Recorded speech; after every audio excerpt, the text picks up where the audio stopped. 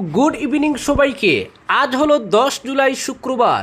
আজকের সন্ধ্যার বিশেষ বিশেষ খবর হলো পূর্ণাঙ্গ বাজেট পেশ করলেন অর্থমন্ত্রী জয়ন্ত মল্ল বড়ুয়া।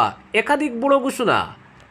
আসাম বিধানসভার ষোড়শ অধিবেশনে আজ শুক্রবার 2026-27 অর্থবর্ষের পূর্ণাঙ্গ বাজেট পেশ করা হয়েছে। অর্থমন্ত্রীর দায়িত্ব গ্রহণের পর প্রথমবারের মতো বিধানসভায় রাজ্য বাজেট উপস্থাপন করেন জয়ন্ত মল্ল বড়ুয়া। এটি মুখ্যমন্ত্রী হিমন্ত বিশ্ব শর্মার নেতৃত্বাধীন সরকারের দ্বিতীয় মেয়াদের প্রথম পূর্ণাঙ্গ বাজেট।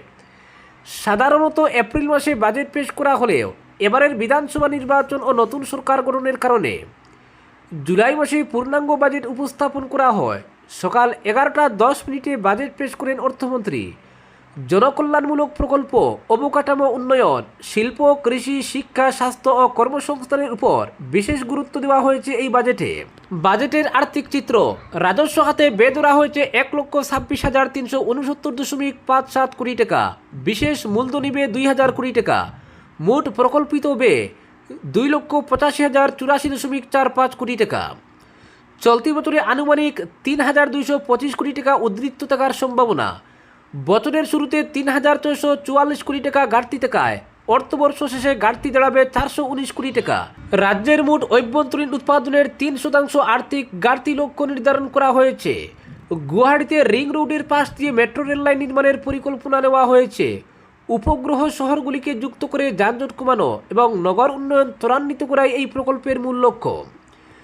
গুয়াহাটিতে 2500 কোটি টাকা ব্যয়ে ভূগর্ভস্থ বিদ্যুৎ নেটওয়ার্ক গড়ে তোলা হবে। প্রথম পর্যায়ে 5টি গুরুত্বপূর্ণ এলাকায় 200 কোটি টাকা ব্যয়ে কাজ শুরু হবে। আসামের বিখ্যাত মুগা রেশমকে আন্তর্জাতিক বাজারে তুলে ধরতে 400 কোটি টাকা ব্যয়ে 3 বছরের মিশন স্নেহজরি শুরু হবে। ডকুয়াখানায় মুগা সিল্ক পর্যটন উদ্যান এবং ধেমাজিতে মুগা স্পিনিং মিল স্থাপন করা হবে। 2030-31 সালের মধ্যে মাছ উৎপাদন 10 লক্ষ মেট্রিক টনে উন্নীত করার লক্ষ্য। ডিম উৎপাদন 60 লক্ষে উন্নীত করার পরিকল্পনা। 500 কোটি টাকা ব্যয়ে দুগ্ধ উন্নয়ন অভিযান। হাঁস, মুরগি ও শূকর পালনকে আধুনিক করে মাংস উৎপাদন বৃদ্ধির উদ্যোগ। আগামী 5 বছরে পানীয় জলের অবকাঠামো উন্নয়নে ব্যাংকের সহায়তায় বৃহৎ প্রকল্প গ্রহণ করবে সরকার। বিধায়কদের উন্নয়ন তহবিল বৃদ্ধি। 2026-27 অর্থবর্ষে প্রতিটি বিধায়কের উন্নয়ন তহবিল 1.5 কোটি টাকা করা হয়েছে। 2027-28 থেকে তা 2 কোটি করা হবে। এর 10% জনকল্যাণমূলক জরুরি কাজে সংরক্ষিত থাকবে। ডিব্রুগড় রাজধানী অঞ্চলের অতিরিক্ত উন্নয়নের জন্য আগামী 5 বছরে 500 কোটি টাকা বরাদ্দ করা হয়েছে। সরকারি কর্মীদের জন্য বড় ঘোষণা। সরকারি কর্মীরা 2 সপ্তাহের পিতৃত্বকালীন ছুটি পাবেন। 1 এপ্রিল 2017 পরে চাকরিতে যোগ দিয়ে 1 বছরের মধ্যে কর্মরত অবস্থায় মৃত্যুবরণকারী কর্মীর পরিবারকে 50% পেনশন দেওয়ার প্রস্তাব। সরকারি কর্মীদের জন্য আপন গড় ও আপন বাহন প্রকল্পের মেয়াদ আরও 5 বছর বাড়ানো হয়েছে। বৈদ্যুতিক গাড়ির ক্ষেত্রে সুদের ভর্তুকি 4% করা হয়েছে। মুখ্যমন্ত্রীর আত্মনির্ভর আসাম অভিযানের জন্য 500 কোটি টাকা বরাদ্দ করা হয়েছে। অবশিষ্ট যোগ্য আবেদনকারীদের চলতি বছরে সুদমুক্ত ঋণ দেওয়া হবে।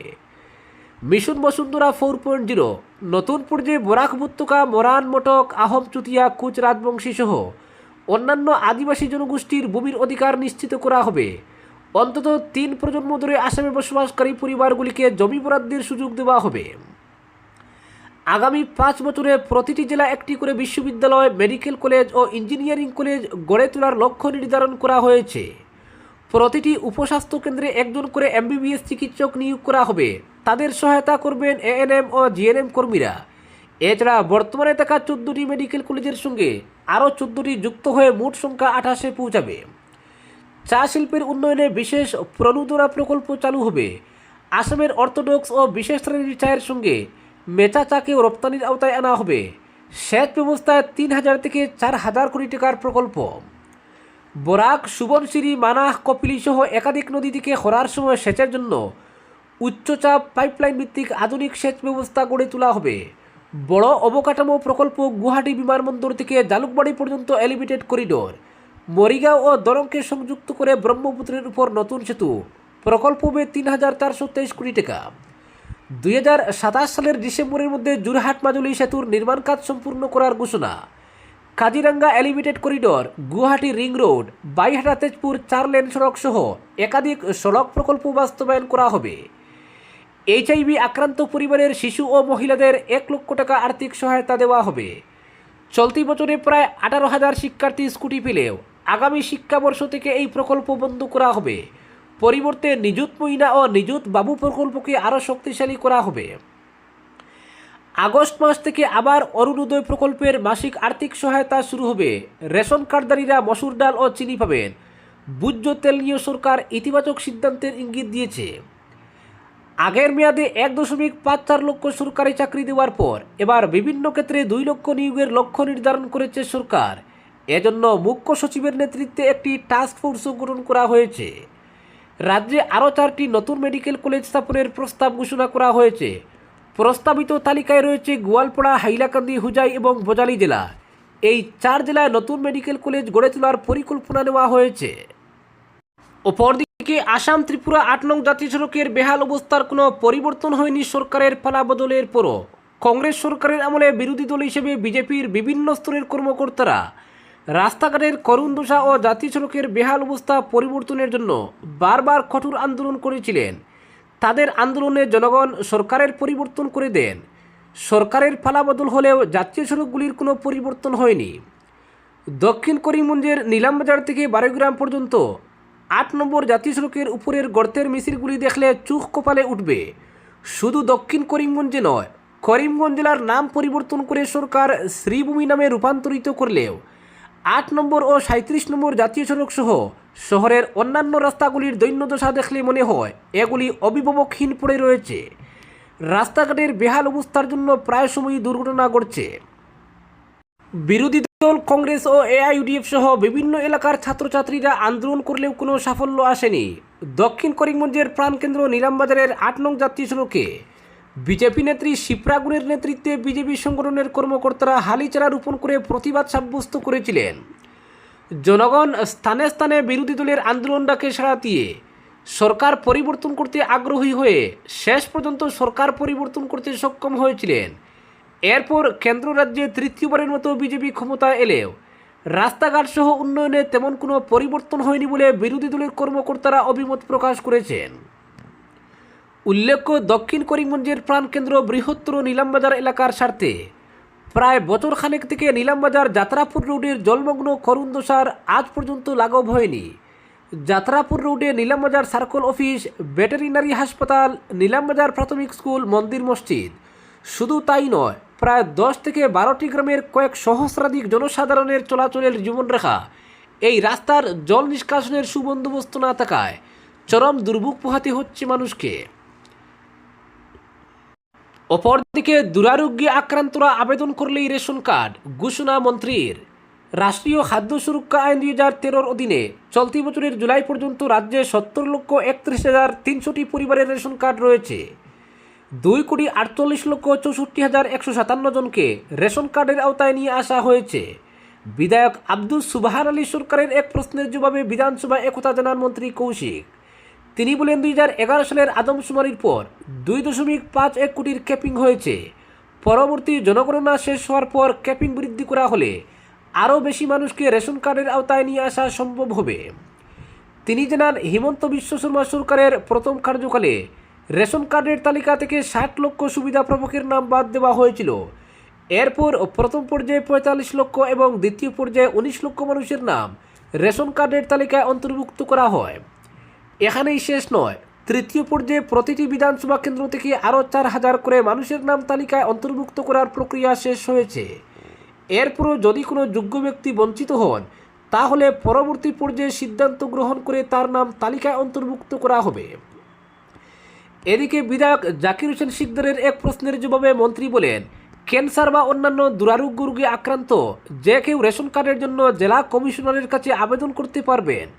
বড় জেলার ক্ষেত্রে 1,000 জন এবং ছোট জেলার ক্ষেত্রে 500 জন ক্যান্সার বা দুরারোগ্য রোগে আক্রান্ত মানুষকে রেশন কার্ডের তালিকায় নাম অন্তর্ভুক্ত করার ক্ষমতা দেওয়া হয়েছে জেলা কমিশনারদের। আবেদন করা মাত্রই তাদের নাম রেশন কার্ডের তালিকায় অন্তর্ভুক্ত করা হবে।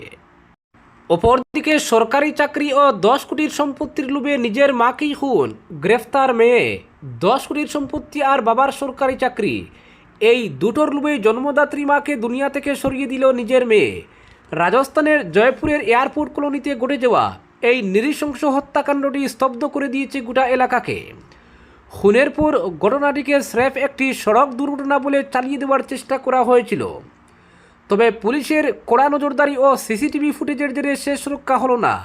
মাকে খুনের অভিযোগে পুলিশ গ্রেফতার করেছে অভিযুক্ত আয়ুষী শর্মাকে। পুলিশ সূত্রে জানা গেছে, বছরখানেক আগে আয়ুষীর বাবা বিজয় শর্মার মৃত্যু হয়। তিনি সরকারি চাকরিজীবী ছিলেন। তার মৃত্যুর পর নিয়ম অনুযায়ী সেই চাকরিটি পান আয়ুষীর মা নীরজ শর্মা। কিন্তু আয়ুষী চেয়েছিলেন বাবার চাকরিটা যেন তার নামে করে দেওয়া হয়। মা নিজে চাকরি শুরু করায় মেয়ের মনে গভীর আক্রোশের জন্ম নেয়। এদিকে গড়ে রয়েছে আয়ুষীর একটি বিশেষভাবে সক্ষম ভাই। মা নীরজ চাকরি সামলে 2 সন্তানের দেখাশোনা করতেন, কিন্তু 10 কোটির বিপুল সম্পত্তির লোভ আয়ুষীকে অন্ধ করে দেয়। মাকে সরিয়ে সম্পত্তি হাতানোর জন্য তিনি তার কাকা এবং খুড়তুতো ভাই বলরামের সাহায্য চান। লোভ দেখাতে কাকার পরিবারকে আয়ুষী প্রতিশ্রুতি দেন, মাকে সরাতে পারলে সম্পত্তির অর্ধেক বলরামের নামে লিখে দেবেন। এরপরই শুরু হয় হত্যার শোক। আয়ুষীর আচরণে সন্দেহ হওয়ায় মা নীরজ আগেই তার দাদাকে বিষয়টি জানিয়েছিলেন। প্রতিদিন ছেলেকে স্কুলে দিয়ে নীরজ কাজে যেতেন এবং বিকেলে হেঁটেই বাড়ি ফিরতেন। টানা 1 মাস ধরে তার এই গতিবিধির উপর নজর রাখে আয়ুষী ও তার সহযোগীরা। খুনটিকে দুর্ঘটনা হিসেবে সাজাতে হরিয়ানা থেকে 7 লক্ষ টাকার বিনিময়ে একজন পেশাদার সুপারি কিলার ভাড়া করা হয়। পরিকল্পনা ছিল পেছন থেকে গাড়ি চাপা দিয়ে নীরজকে মেরে ফেলা হবে, যাতে কেউ সন্দেহ না করে। গত 4 জুলাই বিকেলে কাজ ছেড়ে যখন নীরজ বাড়ি ফিরছিলেন, তখন পেছন থেকে একটি গাড়ি এসে তাকে সজোরে ধাক্কা মারে। প্রায় 100 ফুট দূরে ছিটকে পড়ে ঘটনাস্থলেই মৃত্যু হয় তার। এরপরই আয়ুষী কান্নাকাটি অভিনয় করে মামাকে ফোন করে জানান যে মা পথ দুর্ঘটনায় মারা গেছেন। কিন্তু মামার মনে আগে থেকেই সন্দেহ থাকায় তিনি পুলিশে খবর দেন। পুলিশ ঘটনার এলাকার সিসিটিভি ফুটেজ খতিয়ে দেখতেই আসল সত্য সামনে আসে।